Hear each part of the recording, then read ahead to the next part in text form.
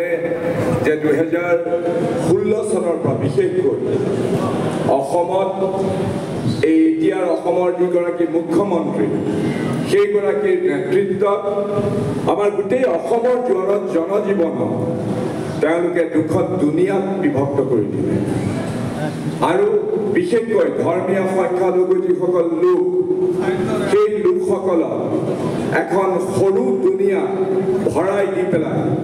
হিমন্ত বিশ্ব শৰ্মা জাতীয় বিজেপি দলৰ উগ্ৰ সম্প্ৰদায় যিটো শক্তি সেই শক্তিয়ে ডাঙৰ দুনিয়াখনৰ একচ্ছত্ৰী সম্ৰাট হোৱাৰ যিটো ৰাজনীতি আৰু দুইখন দুনিয়াৰ মাজত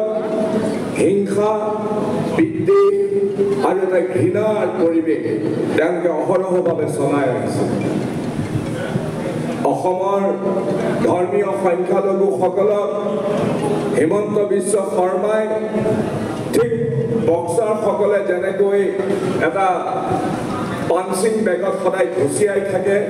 ঠিক তেনেধৰণে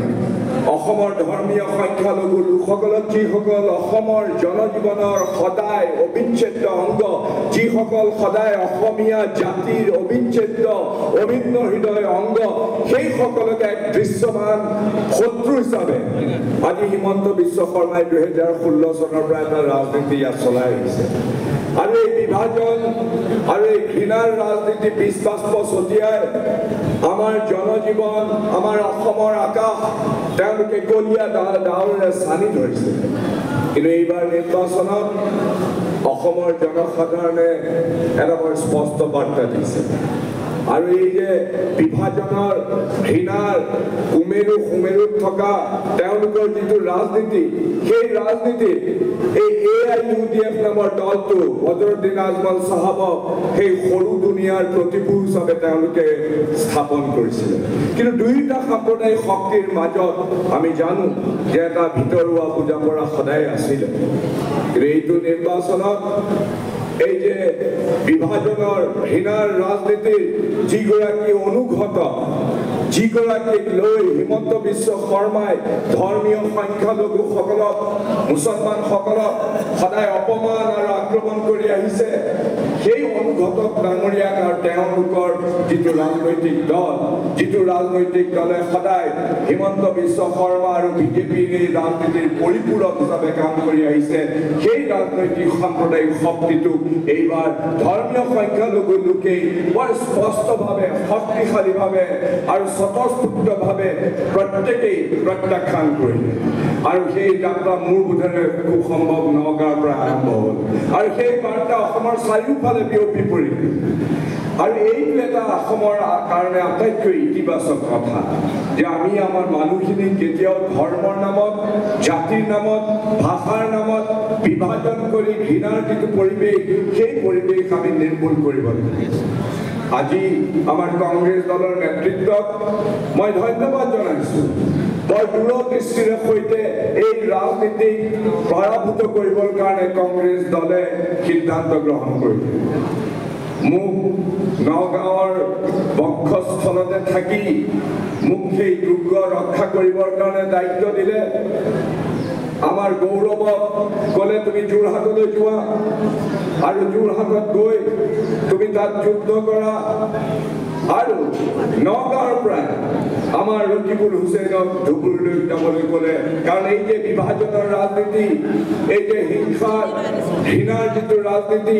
সেই ৰাজনীতিত যিটো ধুবুৰীৰ ক্ষেত্ৰতে স্থায়ী কেন্দ্ৰ হিচাপে বদৰুদ্দিন আজমল ডাঙৰীয়াই যি ধৰণৰ ৰাজনীতি কৰি আহিছিলে সেই ৰাজনীতিৰ অৱসান ঘটাবৰ কাৰণে ৰকিবুল হুছেইন ডাঙৰীয়াক দায়িত্ব দিলে আৰু এই কথা গোটেই বিশ্বই অনুধাৱন কৰিছে যে ৰকিবুল হুছেইন ডাঙৰীয়াই বৰ শক্তিশালীভাৱে নিজৰ দায়িত্ব পালন কৰিলে আৰু ধুবুৰীৰ মাটিতে গৈ বদৰুদ্দিন আজমলৰ দৰে এই বিভেদকামী অনুঘটকৰ ভূমিকা লোৱা এনেকুৱা ধৰণৰ ৰাজনৈতিক দলৰ সাম্প্ৰদায়িক ৰাজনৈতিক দলক তাতে গৈ পেলাই অতি শক্তিশালীভাৱে পৰাভূত কৰিলে আৰু এইটোৱে মই ভাবোঁ যে অসমৰ ৰাজনীতিত নতুন দিশৰ সংযোজন কৰিছে এইটো কথাও ঠিক যে হিমন্ত বিশ্ব শৰ্মাই হয়তো বদৰুদ্দিন আজমল যোৱাৰ লগে লগে এতিয়া ৰকিবুল হুছেইন ডাঙৰীয়াকে টাৰ্গেট কৰি লৈছে তেওঁৰ দুঃসাহস যে তেওঁ ৰকিবুল হুছেইনক এতিয়া অসমীয়া নহয় বুলি কোৱাৰ দুঃসাহস আৰু ধৃষ্টতা দেখুৱাইছে গতিকে আমি সকলোৱে মিলি এই যিটো নেৰেটিভ যিটো বিজেপি দলৰ নেৰেটিভ এই কথা স্পষ্ট কথা যে 2026লৈকে তেওঁলোকে এই নেৰেটিভ একে ধৰণৰ বিভাজনৰ হিংসাৰ বিদ্বেষৰ তেওঁলোকে এই ধৰণৰ ৰাজনীতি চলাই যাব হয়তো এতিয়া বদৰুদ্দিন আজমল গ'ল এতিয়া ৰকিবুল হুছেইনকে তেওঁলোকৰ লক্ষ্য হিচাপে ল'ব কিন্তু ৰাইজ কংগ্ৰেছ দলে আৰু বিশেষকৈ মই সভাপতিক মই অনুৰোধ জনাওঁ যে এই যিটো নেৰেটিভ যিটো বিজেপি দলৰ নেৰেটিভ সেই নেৰেটিভৰ সলনি অসমৰ জনসাধাৰণক আমি এটা বিকল্প নেৰেটিভ দিব লাগিব আৰু হিমন্ত বিশ্ব শৰ্মাৰ দৰে ব্যক্তিৰ বিজেপি দলৰ এই উৎকট সাম্প্ৰদায়িক বিভাজনৰ ঘৃণাৰ ৰাজনীতিক আমি চিৰদিনৰ বাবে অসমৰ বুকুৰ পৰা অৱসান ঘটাব লাগিব আৰু সেইকাৰণে কংগ্ৰেছ দলে আমি সকলো সহকৰ্মী লগ লগাই আমি একেলগে এই যাত্ৰাত অংশীদাৰিত্ব কৰিব লাগিব অংশীদাৰিত্ব ল'ব লাগিব আৰু মোৰ দৃঢ় ধাৰণা আমি যদি ঐক্যবদ্ধভাৱে সকলোৱে অসমৰ সকলো মানুহক বুকুৰ মাজত সোমোৱাই এনেধৰণে বিজেপিৰ বিকল্প এটা নেৰেটিভ যদি আমি সাজি উলিয়াব পাৰোঁ গঢ়ি তুলিব পাৰোঁ তেতিয়াহ'লে কোনো সন্দেহ নাই আৰু সভাপতিয়ে কোৱাৰ দৰে আমি সকলোৱে ঐক্যবদ্ধভাৱে একে সুৰতে একে কথাৰে শক্তিশালীভাৱে যদি আমি সকলোৱে মিলি পেলাই যুদ্ধক্ষেত্ৰত অৱতীৰ্ণ হওঁ 2026ত কাৰো শক্তি নাই যে কংগ্ৰেছ দলৰ এই শক্তিক কোনোবাই প্ৰতিহত কৰিব পাৰিব আৰু এই কথা স্পষ্ট যে 2026ত আমি হিমন্ত বিশ্ব শৰ্মাৰ এই বিভেদগামী অসমৰ ইতিহাসক অসমৰ যিটো সংস্কাৰ সেইবিলাকক ধ্বংস